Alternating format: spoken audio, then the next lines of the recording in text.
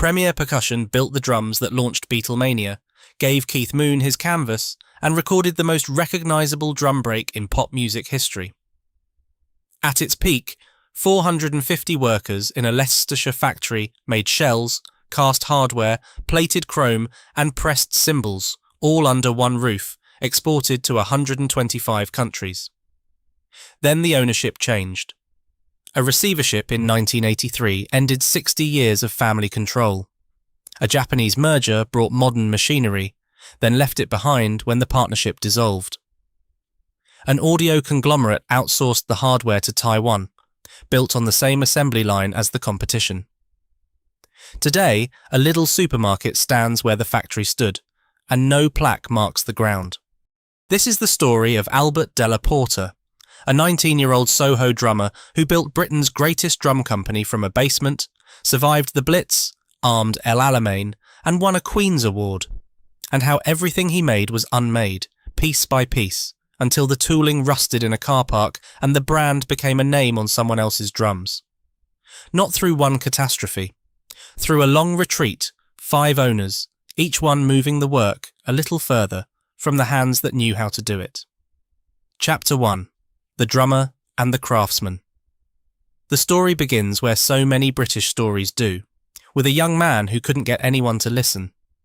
Albert Della Porta was 19 years old in the spring of 1922, a jobbing drummer working the clubs and theatres of London's West End. The jazz age was just getting started, and Soho was alive with it, dance halls, variety shows, packed venues 6 nights a week. Albert played them all, and every night he played drums that frustrated him. Stiff pedals, unreliable hardware, shells that choked the sound. He knew, with the certainty of someone who used these instruments for a living, that British drummers deserved better. He'd taken a temporary job at the Boyle Drum Company during a quiet spell for gigs, and there he met George J. Smith, 21, already a production manager, a craftsman who understood how drums were built from the inside out. Albert was the player. George was the maker. Between them, they had every skill the enterprise would need and almost nothing else. Albert brought his ideas to the Boyle management. Better hardware, improved shell construction, refinements that a working musician could feel under his hands every night. Boyle rejected them. Every one. That rejection was the founding impulse of Premier Percussion. In October 1922, Albert and George signed a partnership agreement and set up shop in a basement at 47 Berwick Street, Soho, the pumping heart of London's live music world. Albert built drums during the day. George joined him after finishing his shift at Boyle's, working into the small hours. Within weeks, Albert's younger brother Fred Della Porta arrived, 17, a saxophone player, there to handle the petty cash and the orders. Fred would spend the next 50 years turning his brother's vision into a commercial empire. But in that first winter, the 3 of them were simply young men in a basement building drums by hand. The name they chose told you everything about what Albert wanted. Not Della Porta Drums, though if he had, as historian Jeff Nichols later observed, the name would now sit alongside Ludwig, Gretsch, Rogers and Slingerland in the pantheon. Albert chose Premier because he wanted his drums to be exactly that. The premier choice. The best. The first couple of years were touch and go. Premier initially survived as an OEM supplier for John E. Dallas & Sons, a major London instrument wholesaler, who sold Premier-made drums under their own Jedson trademark. Somebody else's name on drums you'd built yourself. It kept the lights on, but it wasn't the plan. By 1925, Albert and George made the bold and risky decision to stop supplying Dallas altogether and market under their own name. A tiny operation, as betting everything on the strength of its product. Then an unlikely lifeline appeared. Silent cinema was booming across Britain, and every picture house needed percussion for sound effects, thunder rolls, gunshots, comedy pratfalls. Premier found themselves selling as many as 50 pairs of timpani per month to a single dealer, who rented them to cinemas from Plymouth to Edinburgh. 50 pairs a month. For a basement workshop turned small factory, it was transformative money. It lasted exactly as long as the silence did. In 1927, Al Jolson opened his mouth in The Jazz Singer, and the talkies arrived. Overnight, the cinema timpani market evaporated. 50 pairs a month became none. Premier's first near-death experience came just 5 years after its founding, and it wouldn't be the last. But Albert and George had something that mattered more than any single revenue stream. They had momentum, and they had each other's complementary obsessions, the player who knew what drums should feel like, and the craftsman who knew how to make them. The company moved premises as it grew. To 64 Berwick Street in 1924, then to Silex Street near the Elephant and Castle in 1928, and finally in 1933 to a proper factory on Standard Road, Park Royal in West London, with a showroom and offices in Golden Square near Piccadilly Circus. In December 1928, Premier published the first edition of The Drummer, their own magazine. It was a remarkably forward-thinking move. This wasn't just advertising, it was community building, decades before anyone used that term. Albert understood that drummers talked to each other, trusted each other, bought what their peers recommended. Give them a magazine, and you give them a reason to think of Premier as the centre of their world. By the late 1930s, the company had diversified into brass instruments, clarinets and, startlingly ahead of its time, a solid-body electric guitar called the Premier Vox, complete with its own amplifier. They launched the budget Olympic brand in 1937, aimed at students and beginners. It was the entry point. The first kit. The drums that would, over the coming decades, put sticks in the hands of Bill Bruford, Larry Mullen Jr. and Paul Thompson before any of them could afford the professional range. Premier's own catalogues boasted, with the confidence of a company that knew its market, 9 out of 10 ace drummers use a Premier outfit. Albert Della Porta had been 19 with no capital, no factory, and no formal business training. 15 years later, he'd built the most important drum company Britain had ever produced. He was about to lose everything to the Luftwaffe. Chapter 2. The Blitz, the Battle, and the Move that Changed Everything. On a night in September 1940, German bombs struck the Park Royal factory and destroyed it completely. The building that Albert and George had spent 7 years turning into a proper manufacturing works was reduced to rubble in a single raid. The timing was catastrophic for reasons beyond the obvious. Premier held a government contract to manufacture brass plugs and sockets for aircraft radar, war-critical components. The Ministry of Supply gave Albert and George approximately 2 weeks to resume production or forfeit the contract. 2 weeks. To find premises, install equipment, and restart manufacturing of precision military components while London burned around them. They found a temporary workshop and kept the contract alive. Then the ministry relocated them permanently, 100 miles north, to a rundown Victorian foundry on Canal Street in South Wigston, Leicestershire. A loyal cadre of 60 London workers uprooted their lives and moved with them. The choice of Wigston was accidental. It proved to be perfect. Centrally located in England, convenient for transport to distributors and export ports, the town would become Premier's home for the next 67 years. During the war, Premier's skilled hands turned from drum shells to gun sights for anti-tank guns. Those sights were deployed at the Battle of El Alamein in 1942, one of the decisive turning points of the Second World War. A drum company, quite literally, helped win the war. They manufactured radar components too, work that demanded tolerances far beyond anything commercial drum making required. As Fred Della Porta would later say, with characteristic understatement, the war taught us accuracy. It taught them more than that. Government support enabled Premier to acquire die-casting machinery, giving them an in-house foundry for zinc alloy components, a capability that would underpin their competitive advantage for decades. And Clifford Della Porta, Albert's eldest son, took an engineering degree during the war years and subsequently established Premier's research and design department. The war had handed Premier 3 gifts it hadn't asked for: precision engineering culture, die-casting capability, and a qualified engineer in the family, and each one would prove essential to what came next. When peace came, Premier put all of it to work. In 1947, they introduced flush-braced long high-tension lugs, full-length Art Deco-style brackets that became Premier's visual signature for decades. They invented flush-bass folding stands and tilting hi-hat cups. They pioneered all chromed hardware before their competitors. And their diamond chrome plating process, polishing the metal before coating and then again after each of 3 successive plating stages, copper, nickel, chrome, produced a finish that the industry widely considered the best available. The story persists, and has never been convincingly denied, that Premier shared its plating supplier with Jaguar cars. The quality was visible and it was lasting.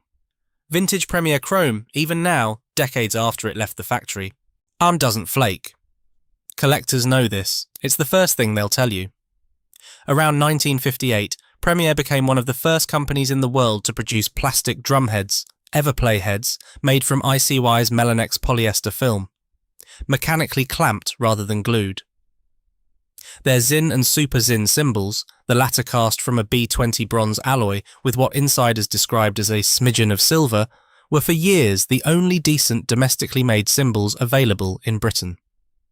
And in 1958, Albert acquired Beverley Drums, primarily for its large music stands customer base, but the Beverley badged drums that followed did exceptionally well in the States in the early 60s. Because they resembled Ludwig kits at a fraction of the price. It was shrewd, and it was early evidence of the kind of strategic thinking that made Premier formidable. The company was doing something extraordinarily rare in the instrument industry. Full vertical integration. Shells, heads, cymbals, hardware, chrome plating, die casting, all under one roof. Their own literature stated it proudly. All Premier products are made at our own works. We do not buy instruments from cheap makers and sell under our own name. That sentence would, in time, read like an epitaph. But in the late 1950s, Premier was ascending.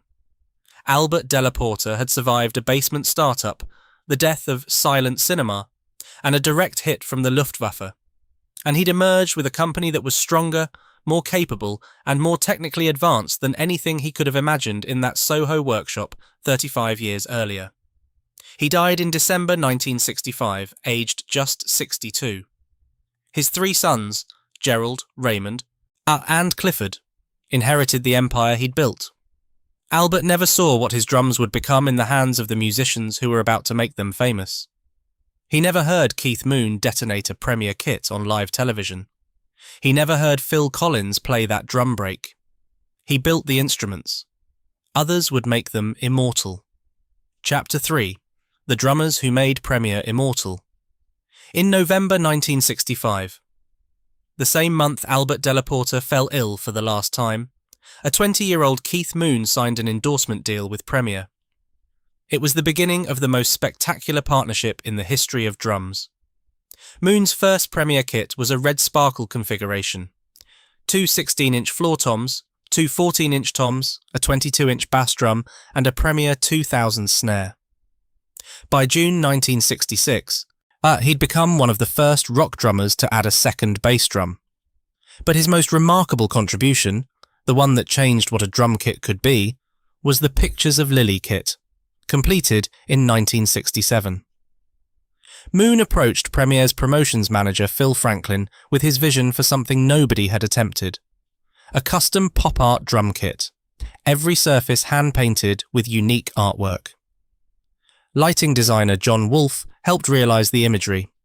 5 people spent 6 months building it, at a cost of $5,000, an astronomical sum for the era. Each drum bore unique images, nude lily figures, a Union Jack, and the motto, Keith Moon, Patent British Exploding Drummer. It debuted on The Who's legendary Smothers Brothers Comedy Hour appearance, the one where Moon's exploding bass drum sent Pete Townshend staggering and left the studio audience in stunned silence. The first notable custom pop art drum kit in rock history, built by hand in a factory in Leicestershire. Eddie Haynes, Premier's marketing promotions manager based in Leicester, from 1973 to 1978, managed Moon's equipment directly. He knew the reality behind the mythology. We always had to make sure that the tom-toms had double fittings, Haynes recalled. The bass drums and hi-hat could be clamped to the floor, and that the bass drums were clamped to each other. We linked the whole kit together. The legend said Moon destroyed everything he touched.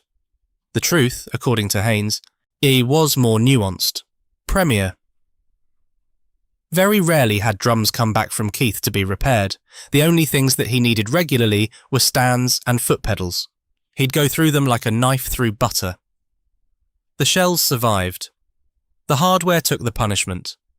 It was, in its way, a testament to how well the drums were built.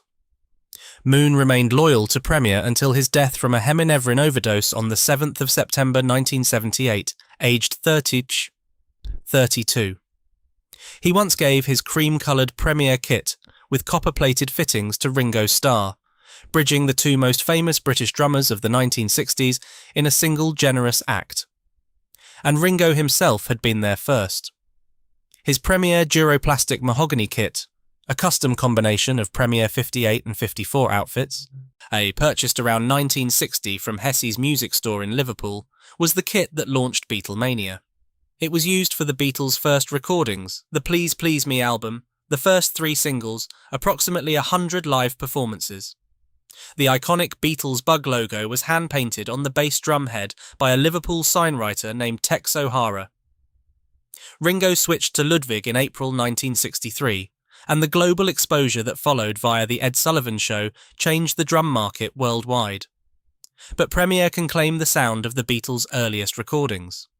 The sound that started it all came off Premier shells. Then there was Phil Collins. Collins switched to Premier for Genesis live concerts starting around 1974.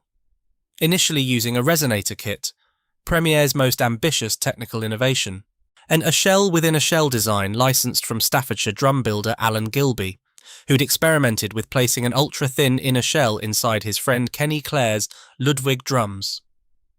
Tests showed the resonator design produced 18% greater volume than standard construction.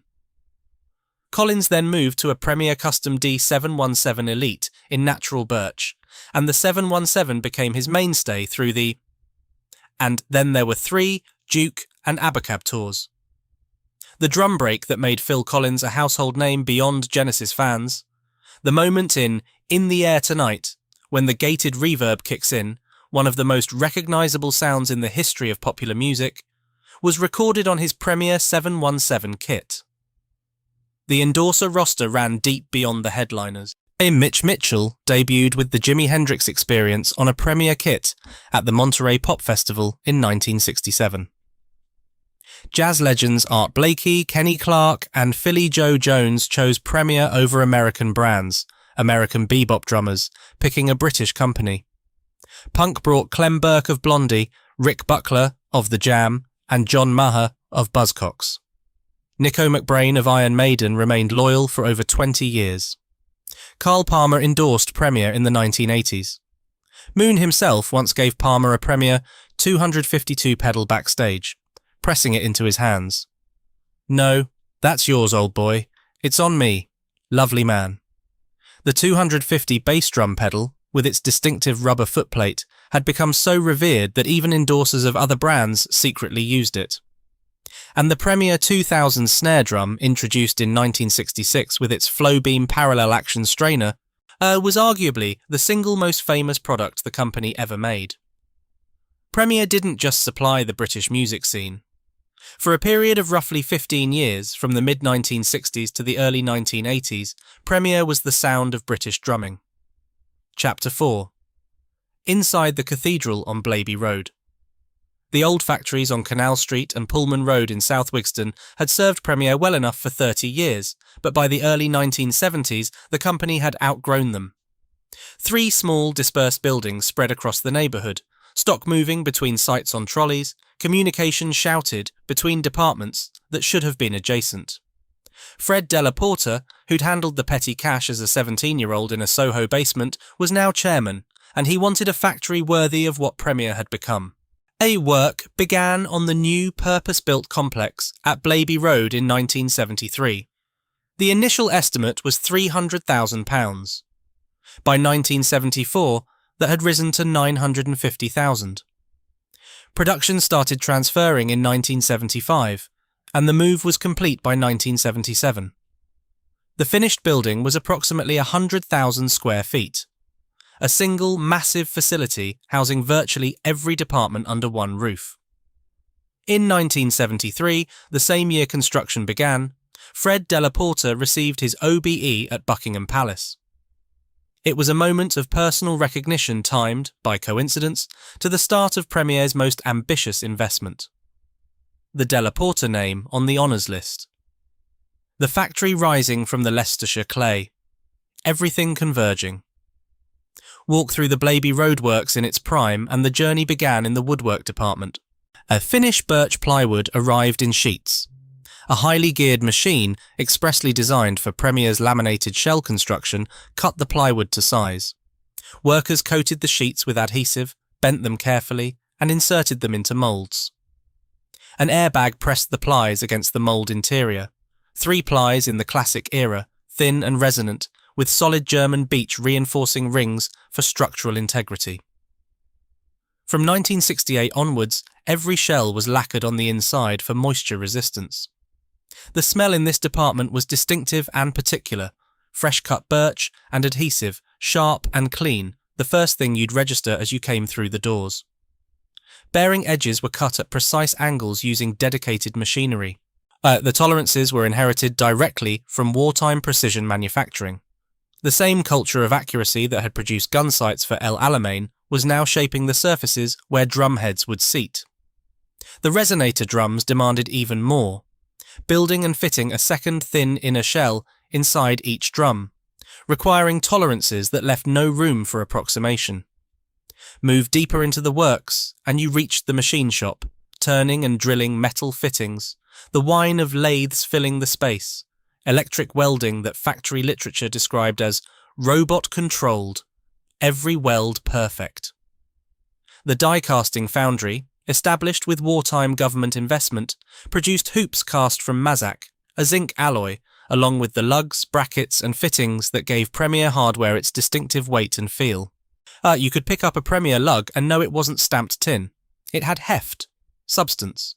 The chrome plating plant was the jewel. 3 stages, copper first, then nickel, then chrome, with polishing before coating and after each successive stage. The diamond chrome process was labour-intensive by design. You couldn't rush it. Each component passed through the plating baths multiple times, emerging with a finish that wouldn't flake, wouldn't pit, wouldn't deteriorate. Workers in the plating department handled chemical solutions that filled the air with sharp, acrid fumes, the price of a process that produced hardware as good as anything in the industry. Decades later, collectors would hold up vintage Premier chrome and marvel at its condition. That wasn't accident. It was 7 separate stages of polishing and plating, performed by people who understood what they were doing. Cymbal manufacture occupied its own area, Zinn, Super Zinn, and the top-of-the-range 5-star Super Zinn, all cast from an 80-20 copper-tin amalgam. Everplay drumheads were mechanically clamped into self-hoops around a square bar, a method that avoided the weaknesses of glued construction. And the finishing department offered everything from spray-painted solid colours to plastic sparkle wraps, pearl wraps, and lacquer finishes. The Black Shadow Resonator's glass-like black surface took 8 days to complete. 8 days for a single finish. You could stand in that department and watch the transformation. Bare birch shells arriving from one end, gleaming, wrapped, lacquered instruments emerging from the other. A spiral staircase connected the floors, and someone had placed a full drum kit on display at the top. Workers and visitors remembered it for years afterwards. It was a small touch, showing off the product in the building that made it, but it captured something about the culture of the place. This wasn't just manufacturing. These were musical instruments. The people who built them knew what they were for. Chapter 5. A factory, a town, and a Queen's Award. At its peak, Premier employed more than 450 people. The workforce was skilled in manufacturing and engineering rather than musicianship. As one account noted, neither of Premier's 2 sales representatives could play drums, and neither could anyone on the shop floor. Fred couldn't either. He was a saxophone player. But Albert could. And Albert's instinct, the working drummer's knowledge of what a drum should feel like, had been engineered into the products, the processes, and the culture of the company. You didn't need to play an instrument to know you were making something that mattered. The Della Porta family set the tone. Albert had founded it. Fred ran sales, then became managing director, then chairman. Clifford engineered it. Gerald and Raymond managed operations. Multi-generational family ownership in a company that made things with its hands. It was a pattern familiar across British manufacturing. And when it worked, nothing worked better. John Kaywood, promotions manager, produced the company's standard kit configurations. The 505, 404, 303, 202 and 101 drum sets. The numbers that working drummers across Britain knew by heart. Kaywood also ran a 12-piece band with a 7-year residency at the Grand Ballroom in Colville, a 1,000-capacity venue in Leicestershire. He wasn't unusual. The people who sold Premier drums and promoted Premier drums lived in the same communities, played in the same venues, drank in the same pubs as the people who bought them. There was no distance between the company and its market. They were the market. Roger Horrobin joined as advertising manager in September 1967 and would later contribute to the definitive Blenheim Drums timeline, the most comprehensive historical record of the company's life. Eddie Haynes managed Keith Moon's equipment from Leicester between 1973 and 1978, making sure every fitting was doubled, every bass drum clamped, every stand reinforced for a man who played as though the drums owed him money. Jim Kilpatrick was signed by Premier at the age of 16, around 1972. He would spend 25 years in sales, marketing and product development, developing every Premier pipe band snare drum from the Royal Scot onwards. He was, in time, crowned a 16-time world solo drumming champion. Premier had found him as a teenager and made him family. South Wigston itself was a working-class industrial community developed in the late 19th century by brickworks owner Orson Wright. Other major employers included Dunmore's Biscuits, later Nabisco, Atkinson's Hosiery Factory, and Morrison Electricars, makers of milk floats. In the late 1950s, sociologist Norbert Elias and his student John Scottson conducted research on South Wigston's two working-class neighbourhoods, published as The Established and the Outsiders in 1965, now a classic sociological text. The tight-knit industrial community that Elias documented was the community that surrounded the Premier factory. These were streets built around making things. The works hooter was the rhythm of the neighbourhood. Premier exported more than half its production to over 125 countries. In 1966, the company received the Queen's Award to Industry for Outstanding Export Achievement. The same year the Premier 2000 snare drum was introduced. The same year Keith Moon's spectacular kits were becoming the most photographed drums in rock music. The company published its own magazines, The Drummer, Talking Drums, News from Premier, maintaining a direct relationship with its community of players that most manufacturers couldn't match. And everything, shells, heads, cymbals, hardware, chrome plating, die casting, was made under one roof. Full vertical integration. This was extraordinarily rare in the instrument industry, and Premier knew it. Their literature said it plainly. All Premier products are made at our own works. We do not buy instruments from cheap makers and sell under our own name.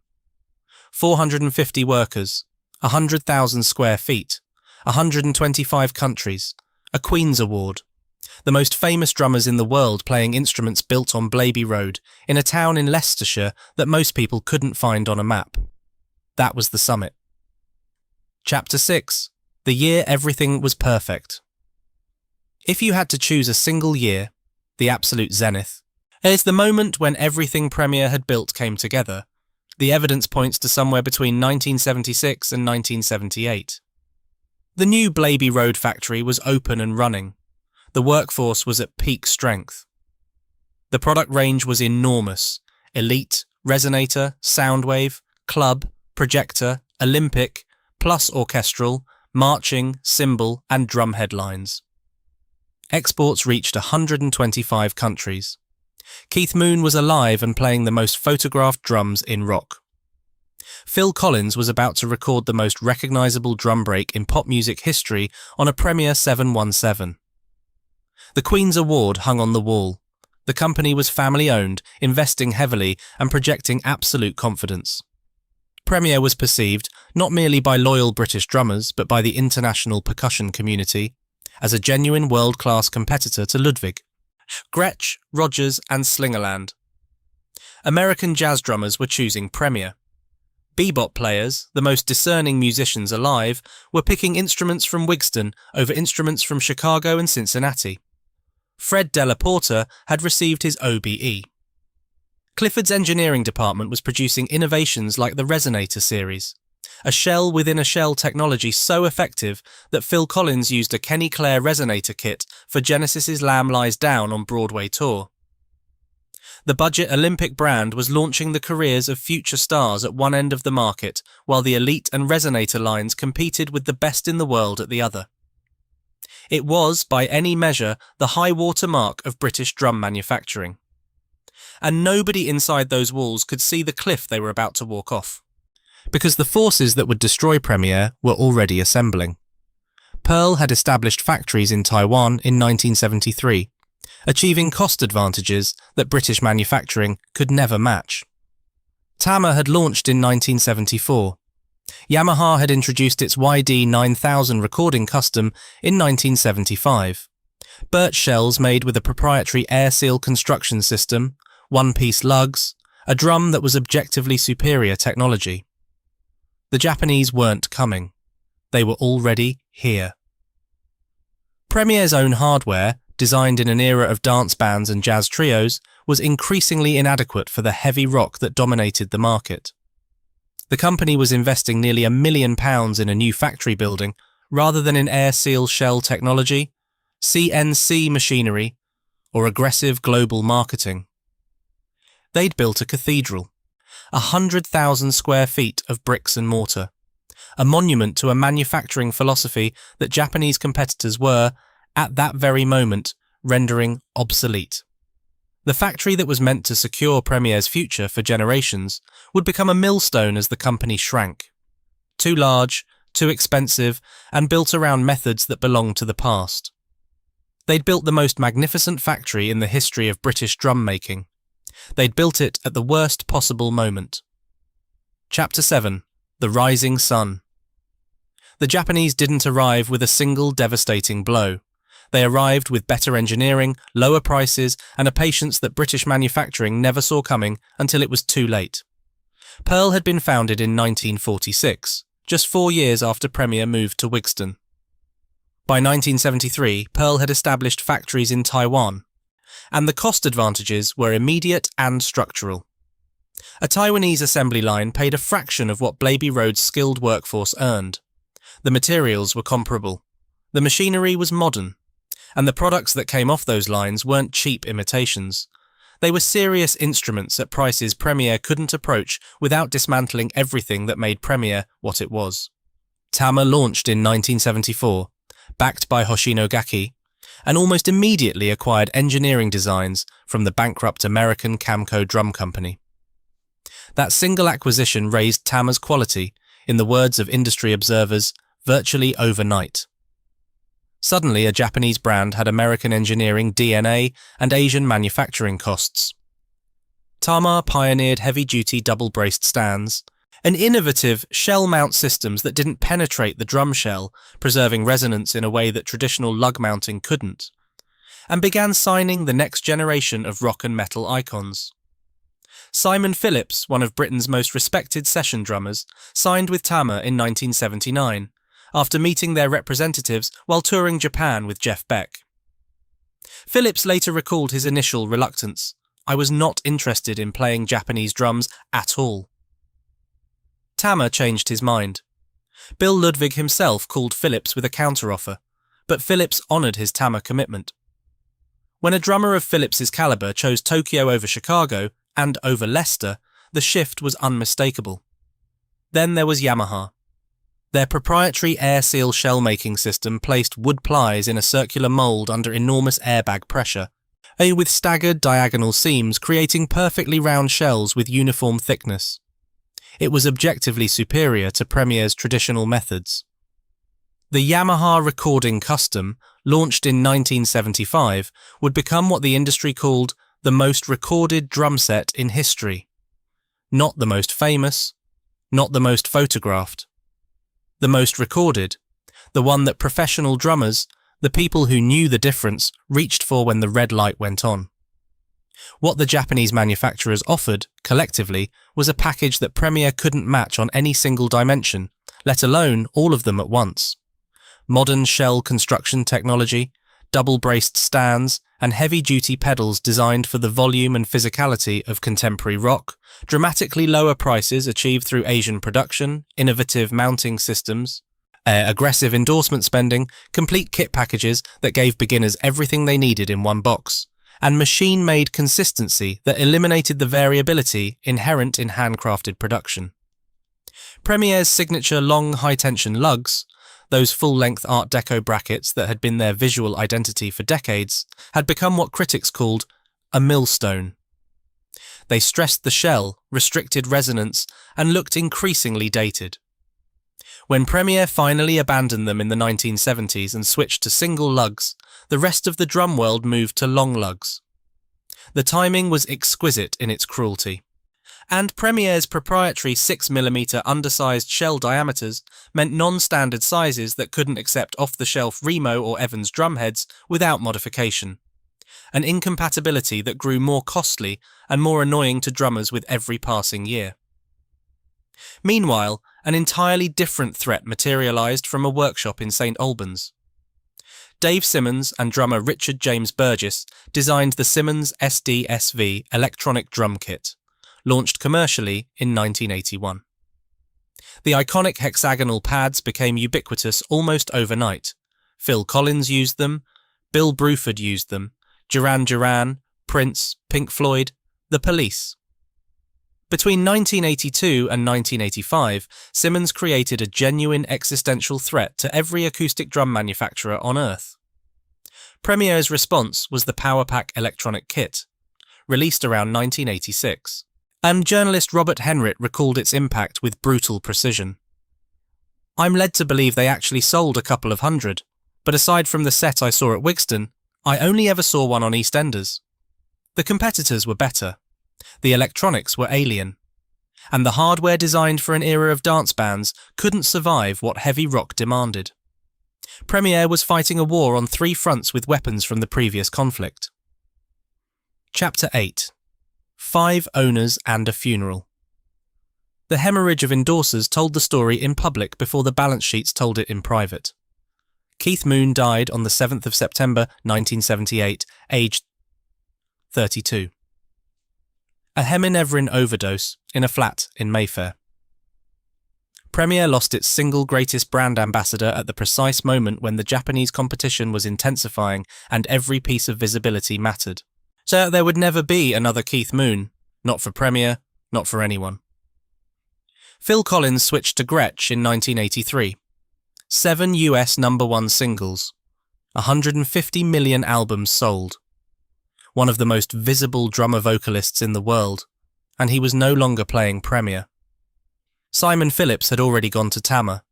Stuart Copeland was Tama, Neil Peart was Tama, Lars Ulrich was Tama, Steve Gadd was Yamaha. The new generation of stadium drummers played Japanese, and they played Japanese in front of millions. Premier retained loyalists. Nico McBrain held firm for over 20 years, Rick Buckler stayed, Clem Burke stayed, Philip Selway of Radiohead stayed. But loyalty and commercial visibility are different currencies. The drummers who stayed were respected, the drummers who left were famous. Then, in 1981, Selma, Premier's North American distributor since the early 1970s, dropped them in favour of Ludwig, having actually purchased Ludwig Industries. Jeff Nichols described it as a cruel blow. For a company that exported more than half its production, losing American distribution was a body blow to the revenue line. Premier appointed MT1 as their replacement US distributor in 1982. They never recovered the same market presence, not even close. By October 1983, the cumulative weight was too much. The Selma loss, Japanese competition, Simmons electronic drums, the UK recession, declining exports across the board, The Della Porta brothers, Gerald, Raymond and Clifford, Albert's sons, the second generation, had given it everything they had. But the odds, as Nichols wrote, were massively against them. The Premier Board of Directors resigned. The company entered receivership. 60 years of Della Porta family ownership ended in a single autumn. One profile of the company's final boardroom culture suggested the problem had been ossifying for years. Votes, reportedly, were registered as yeahs and nahs by a management team whose special subject was drumming circa 1955. The world had moved on. The boardroom hadn't. On the 4th of April 1984, a group of former department managers secured a buyout, forming Premier Percussion Limited, backed by a consortium headed by the Royal Bank of Scotland. Jim Kilpatrick was part of this buyout, the teenager who'd been signed at 16, now fighting to save the company that had been his working life. He sold his shares in 1986, but the commitment was genuine. And at the time of the buyout, Premier still held 27% of the UK percussion market, a significant base. The new management launched the APK, Royale APK, and Project 1 ranges.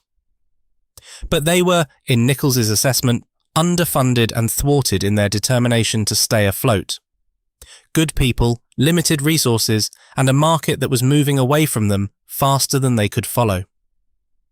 In October 1987, Yamaha Corporation, celebrating its centennial year, merged with Premier. The strategy was straightforward. Yamaha wanted to expand its European market while reducing shipping costs from Japan. The merger brought serious investment. Yamaha installed modern air seal and diagonal seam shell-making machinery at Blaby Road, 2 full lines of moulds, and trained the Premier workforce to use them. And the first UK-made Yamahas emerged in 1989, the Budget Power V series, followed by European versions of the Recording Custom and Rock Tour Custom. Yamaha even benefited from Premier's chrome plating. England uses a higher voltage in the chrome plating process, their engineers noted, which gives their plating a better finish with much more gleam. The master had come to the student and found the student still had something to teach. Then, in 1992, Premier bought itself out of the Yamaha arrangement. What happened next was remarkable, and it says something about the Japanese company's character that deserves to be heard clearly. Per Nichols, Yamaha behaved extraordinarily decently, withdrawing from Europe and leaving Premier intact and owing nothing. More than that, Yamaha left all its air seal machinery at the factory. The moulds, not the technology, the equipment that represented the single most important manufacturing advance Premier had lacked for 2 decades. They left it all behind and walked away clean. Tony Doughty, who had arranged the original Yamaha merger, took over management. Premier used the Yamaha machinery to produce the Signia, a maple shell drum launched in 1992, and the Janista, a birch shell drum launched in 1994. Forum consensus, decades later, is near unanimous. The Signia maples are arguably some of the best drums ever produced by anyone. The Janista birch kits command serious collector prices. This was Premier at its absolute finest. British craft enhanced by Japanese technology, produced by a workforce that had absorbed both traditions. If the story had ended here, it would have been a story of survival and reinvention. It didn't end here. In February 1995, Farhad Azima, CEO of the Verity Group, a British conglomerate owning audio brands Wharfdale, Mission, Fane Acoustics and later Quad Electronics, acquired Premier. Fresh capital arrived. But Azima's interest was fundamentally in audio electronics, not percussion. During the Verity years, hardware production was outsourced to Taiwan, manufactured, with grim irony, on the same assembly line as Tama's. Drum manufacturing under the Artist series followed the hardware east. The Verity Group eventually withdrew from musical instrument manufacturing, and Premier changed hands again. On the 6th of January 2004, Jim Kilpatrick, MBE, 16-time world solo drumming champion, developer of every Premier pipe band snare since the Royal Scot, and a man who had given 25 years of his life to this company, submitted his resignation. His statement was unsparing. After 25 years at Premier, I am leaving the company, regardless of the consequences. This is going to have a big impact on the drumming world. He was right. The pipe band market was the one segment where Premier had remained virtually unchallenged, the dominant force in a global niche that ran from Scotland to New Zealand. Kilpatrick founded Jim Kilpatrick Percussion Limited and later moved his endorsement to Pearl. His departure devastated Premier's position in the last market where they still led. Forum reports from the period describe what followed. Marching bass drums came nested inside each other and were all obviously more oval than round. Other drums were missing parts. The quality was collapsing. The last person who knew what Premier was supposed to be had walked out the door. In September 2007, Premier Music International Limited, PMIL, led by Ken Tonkin, acquired what remained. Operations relocated to Kibworth Harcourt, 7 miles from Wigston. All drumset manufacturing moved to East Asia. In January 2008, PMIL formally closed the Blaby Road factory. In August 2009, PMIL entered bankruptcy and liquidation. Company spokesman Sven Paris confirmed the end with corporate language that conveyed nothing of what had been lost. Premier Music International Limited was placed into liquidation as part of a financial restructuring of the business. 5 owners after the Della Porta family, a management buyout, a Japanese merger, a Verity Group acquisition. PMIL. Each transition stripped something away. Each owner understood the balance sheet, but not the bearing edges. Each one moved the work a little further from the hands that knew how to do it. Chapter 9. The Last Craftsman. There was one final chapter of genuine making, brief, brilliant, and doomed. In 2011, PMIL acquired a boutique manufacturer called KD Drums and appointed its founder, Keith Keough, as head of manufacturing and design. Keough had excelled in carpentry and drumming from an early age. He brought his team with him. Tim Boyle, his right-hand man, Duncan Torres, a shell builder, Chris Hayward, an assembler. Between them, they represented something Premier hadn't possessed in years, people who could actually build drums by hand to a world-class standard, working under the Premier badge. And they launched the 1 series at the 2012 London Drum Show and designed the award-winning Modern Classic range. These were genuinely beautiful instruments, handmade in the tradition that Albert Della Porta would have recognised, crafted with care that honoured everything the company had once been. Premier's last period of real UK craftsmanship. The final flicker. In July 2015, Keith Keough departed to co-found the British Drum Company with comedian and drummer Al Murray. He took the skills. He took the knowledge. He took, effectively, the soul of Premier's manufacturing capability and used it to build a competitor that explicitly marketed itself as carrying on the tradition of British handcrafted drum making, using undersized shells and cold-pressed techniques that echoed Premier's own heritage. As the Drum Centre of Portsmouth observed, with weary precision, following the tradition of excellent instruments and poor management, the partnership with Keith ceased abruptly. Premier's DNA walked out the door and started a new life elsewhere. What remained behind was a name. Chapter 10. A Little Where the Drums Were Made. The Blaby Road factory's decline was a slow bleed rather than a single dramatic moment. By 2007, drum kit manufacturing had already migrated to East Asia. The building that had once housed 450 workers was reduced to administration, warehousing, and some assembly. The formal closure in January 2008 emptied it entirely. The production tooling remained inside. The moulds, the dies, the jigs, the shell-making machinery that Yamaha had left behind. The proprietary die-cast lug tooling. The chrome plating equipment. 85 years of accumulated engineering knowledge held in metal and wood and the precise angles of cutting machinery that had been calibrated and recalibrated over decades. Multiple drum forum sources report what happened next. The tooling was left outside to the elements and then scrapped for metal. The undersized shell moulds alone were irreplaceable. Nobody would ever make drums to those specifications again, because the tools that made them possible were rusting in a car park. The factory sat derelict for nearly a decade, from 2008 to 2017. It became a target for urban explorers. In April 2017, members of the 28 Days Later forum documented the interior, navigating past security guards with dog vans. The photographs show empty corridors, peeling paint, dust on every surface. One commenter, who appeared to be a former worker, wrote, "I remember the company being on such a high when we moved from Canal Street and Pullman Road." Another recalled the drum kit that had sat on display at the top of the spiral staircase. The kit was gone. The staircase was still there. The absence was specific. In May 2016, Aviva sold the 5.23-acre site to Kier Property Developments Limited. Demolition began in late September 2017. The Greater Wigston Historical Society photographed the process across 3 visits: the 29th of September, the 20th of October, and the 27th of October. The captions progressed from documentation to elegy. Nearly gone, then a week later, it's gone. By late October 2017, the factory was rubble.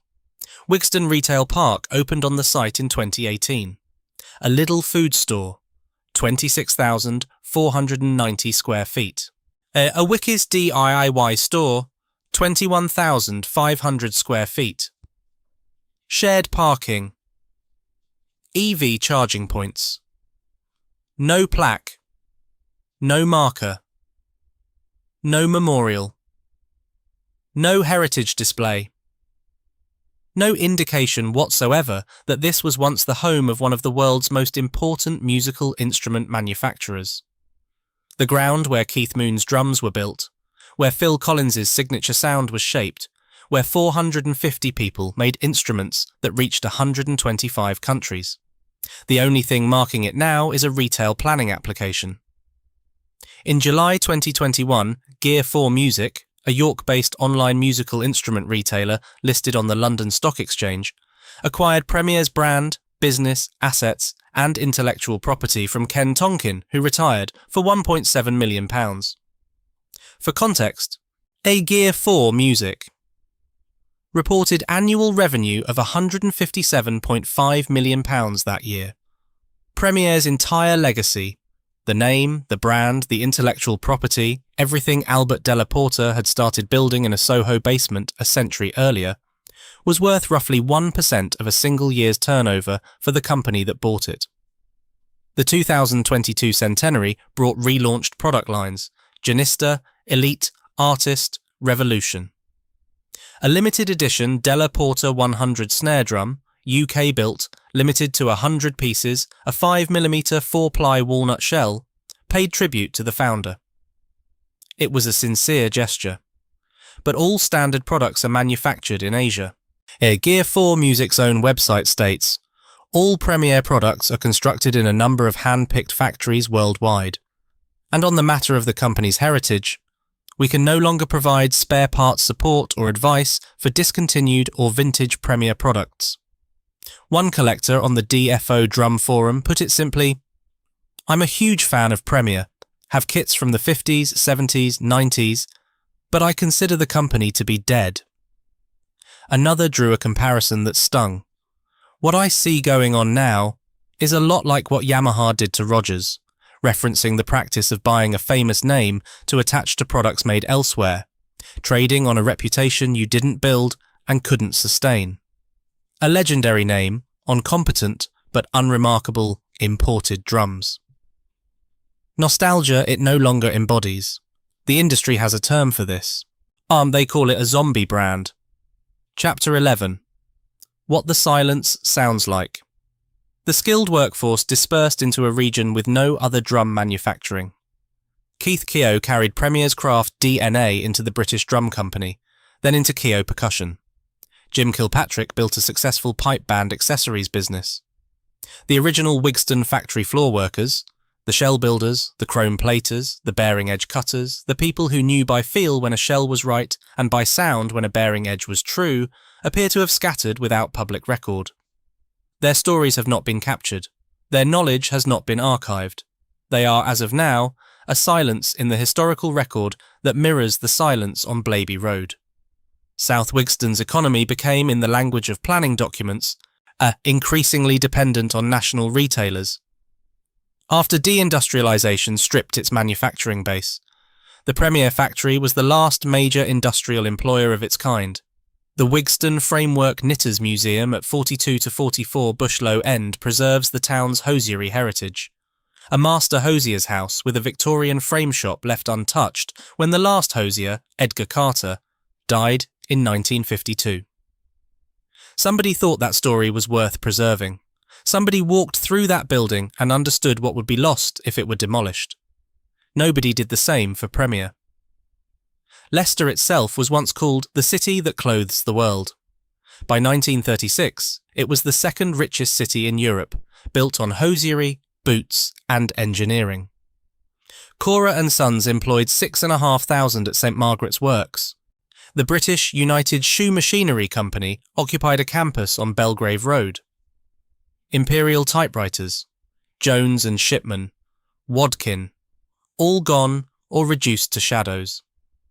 The knitwear industry alone lost 34,000 jobs from 1979 onwards.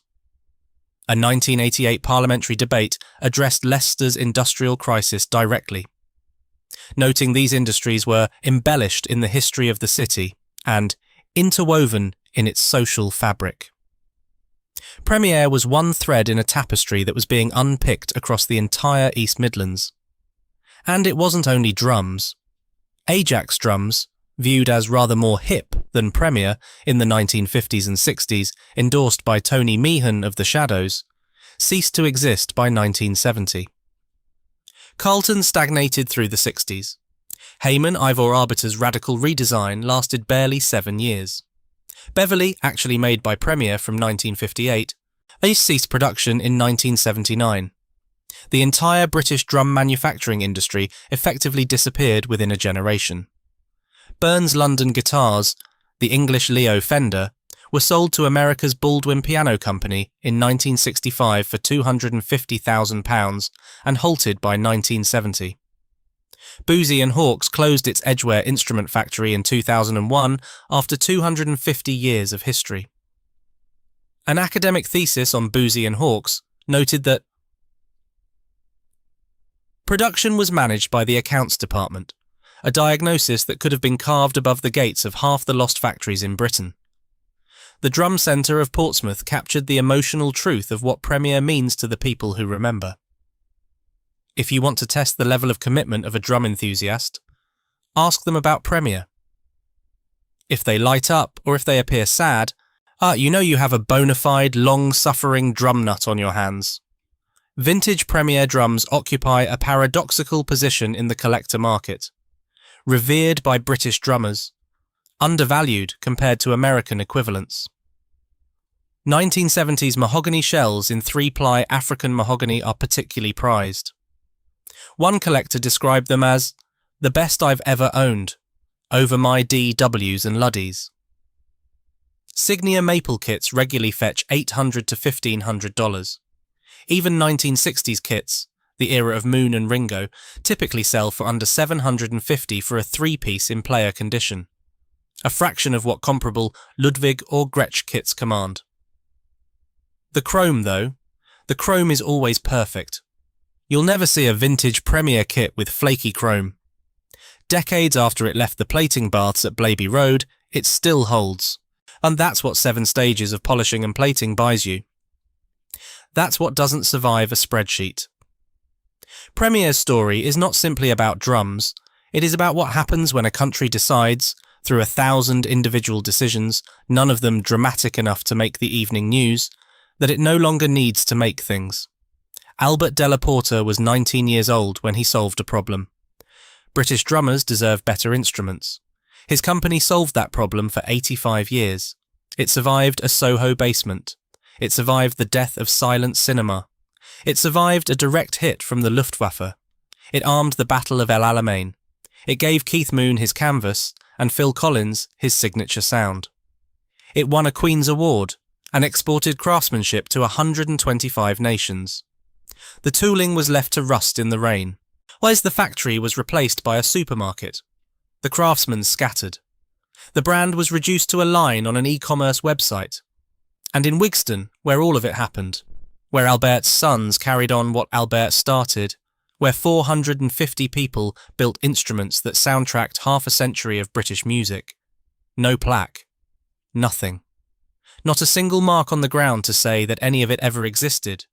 Not through one catastrophe, through a long retreat, 5 owners, each one reasonable, each one moving the work a little further from the hands that knew how to do it, until the last craftsman walked out, the gates closed, and the silence that followed had a weight you could feel in your chest.